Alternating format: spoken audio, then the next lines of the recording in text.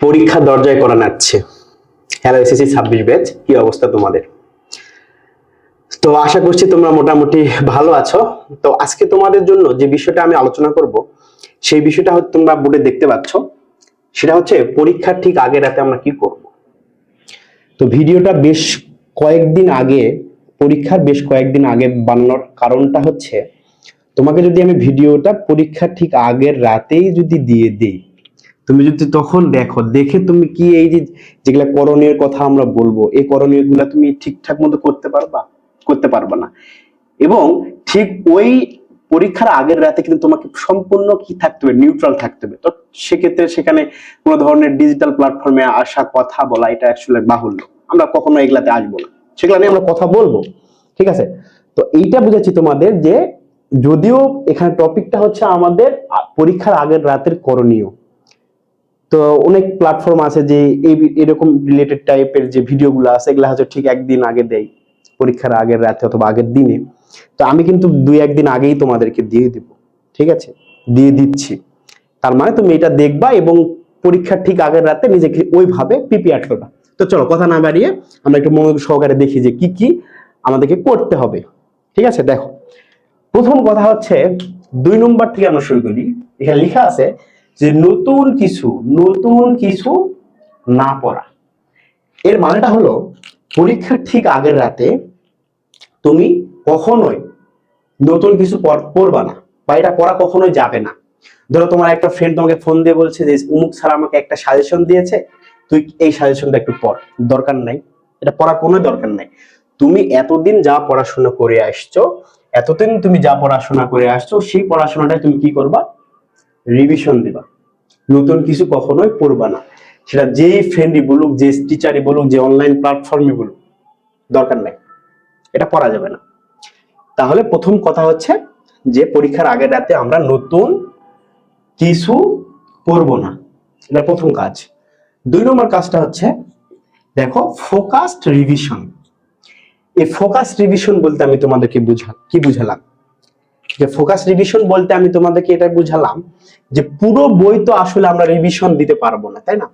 তুমি যখন তোমার প্রস্তুতিকে গোছাচ্ছিলা, তখন কিন্তু তুমি বিভিন্ন ধরনের হাইলাইটার, যেমন দেখো এই যে এরকম রঙিন কালার দিয়ে তুমি কি করছো, হাইলাইট করে করে রাখছো যে টিচার বলেছে এই অংশটা থেকে কোশ্চেন আসার সম্ভাবনা বেশি, বা এই অংশটা থেকে কমার প্রশ্ন আসার সম্ভাবনা বেশি, বা এটা থেকে একটা কি আসবে, এমসিকিউ আসবে। তুমি যেগুলা কি হাইলাইট করে রাখছো, জাস্ট ওই জায়গায় তুমি কি করবা, তোমার মূল ফোকাসটা দিয়ে দিবা, এবং এটা একটা রিভিশন আকারে। 2 নম্বর কাজ। এবার দেখো 3 নম্বর কাজ হচ্ছে প্রিপেয়ার্ড ইওর ব্যাগ। এটা মোস্ট ইম্পর্টেন্ট একটা বিষয়, এবং এটা আমি আমার স্টুডেন্ট লাইফ থেকেই করছি, ঠিক আছে? তো তোমাদেরকে বলি এর মানেটা কি।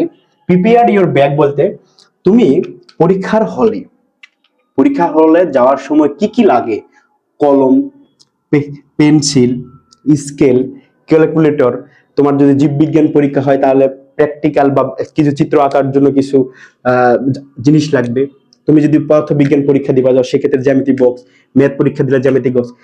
তার মানে তোমার একটা পরীক্ষা সম্পূর্ণভাবে কমপ্লিট করার জন্য তোমার যাবতীয় কি কি উপকরণ প্রয়োজন, অ্যাডমিট কার্ড, রেজিস্ট্রেশন কার্ড, সবকিছু পরীক্ষার আগের রাতেই তুমি একদম ফুল প্রিপেয়ার করে রাখবা, ঠিক আছে? এটা কিন্তু স্টুডেন্টরা আসলে অনেকেই করে বা অনেকেই করে না।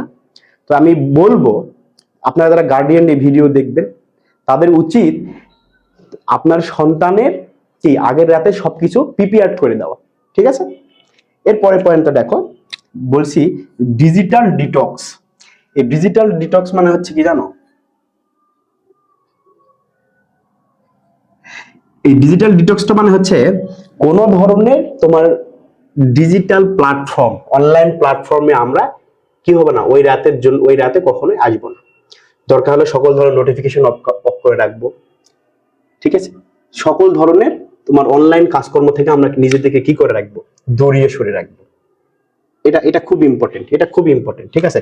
ধরো হচ্ছে তুমি অনলাইন প্ল্যাটফর্মে পোর্টালে একটা গেলা, যে একটা নিউজ দেখতে পেলা, দেখার সাথে সাথে তোমার মাথা কিন্তু একটা অন্যরকম একটা হয়ে যাবে। তো সেক্ষেত্রে তোমার প্রিপারেশনে একটা ব্যাঘাত ঘটতে পারে। তো দরকার নেই ভাই, আমাদের পরীক্ষার আগে দরকার যে একটা অনলাইন প্ল্যাটফর্মে যাওয়া।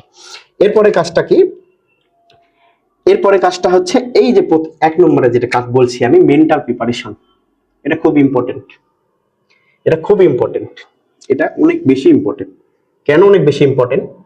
তুমি যখন আগের রাতের থেকে নিজেকে প্রিপেয়ার করতে থাকবা যে কালকে অমুক সময় ঘুম থেকে উঠবো, নাস্তা করব, বাসা থেকে বের হব, পরীক্ষা হলে যাব, পরীক্ষার হল অনুযায়ী নিজেকে প্রিপেয়ার করব, এই যে মেন্টালিটিটা, এটা কিন্তু তোমাকে আগে থেকে নিতে হবে।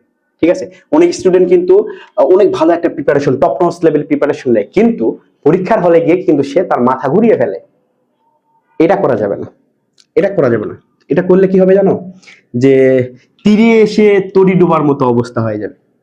তীরে এসে তরি ডোবা, বুঝো? যে একদম তীরে আসে তোমার নৌকা ডুবে গেছে। তো ঠিক তেমনই হবে যদি তোমার এই মেন্টাল প্রিপারেশনটা না থাকে। তাহলে কি হবে? তুমি প্রিপারেশন 100% নিয়েছো, কিন্তু পরীক্ষার হলে গিয়ে কি হবে? তোমার সব আউলায় যাবে, তুমি কিন্তু তরির মতো কিন্তু কি ডুবে যাবা। ঠিক আছে? এরপরে কি করবা? এরপরে হালকা নাস্তা করবা এবং পর্যাপ্ত ঘুম দিবা। হালকা নাস্তা কেন বলা হয়েছে? ভারী খাবার খাওয়া যাবে না, এর মূল একটা কারণটা হচ্ছে তুমি যদি ভারী খাবার খাও, বাই চান্স তোমার পেটে হচ্ছে ফুড পয়জনিং হয়ে গেল, তো সেক্ষেত্রে কিন্তু পড়ালেখার একটা ব্যাঘাত ঘটতে পারে, শরীরের একটা কন্ডিশনের বিষয় আছে। এবং পর্যাপ্ত পরিমাণে ঘুম দিবা এবং সকালে উঠে ফজরের নামাজ পড়বা, পরে যতটুকু তোমার রিভিশন দেওয়ার প্রয়োজন ইনশাল্লাহ দিবা, দিয়ে বাবা মাকে সালাম করে আল্লাহর নাম নিয়ে তুমি বের হয়ে চলে যাবে। দেখবা তোমার পরীক্ষা ইনশাল্লাহ, তুমি যদি ভাইয়ার এই কয়েকটা রুলস তুমি যদি পরীক্ষার আগের রাতে তুমি যদি ঠিকঠাক ভাবে ফলো করতে পারো, তাহলে আমি এতটুকু বলছি যে তোমার পরীক্ষা যে প্রিপারেশনে থাকুক না কেন, ওই প্রিপারেশনে ঠিক যতটুকু আউটপুট পাওয়ার কথা, তুমি যদি এই জিনিসগুলা মেনটেন করো, ঠিক ততটুকু তুমি আউটপুট পাবা ইনশাআল্লাহ। এতটুকু গ্যারান্টি দিচ্ছে। তো তোমাদের পরীক্ষার জন্য শুভকামনা থাকলো। অবশ্যই অবশ্যই অনেক ভালো পরীক্ষা দাও এবং পরীক্ষা হল থেকে এসে জানিও যে তোমার পরীক্ষা আসলে কেমন হয়েছে। তো best of luck, Allah Hafiz.